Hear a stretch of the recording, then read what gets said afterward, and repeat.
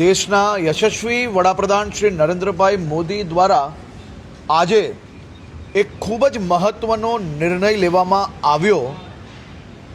સામાન્ય નાગરિકો ઉપર કોઈ બી પ્રકારનો ભાર ના પડે તે માટે પેટ્રોલ અને ડીઝલ પર જે 13 રૂપિયા એક્સાઇઝ રેટ જે લાગે છે તેમાં 10 રૂપિયાની સીધી રાહત આપવામાં આવી।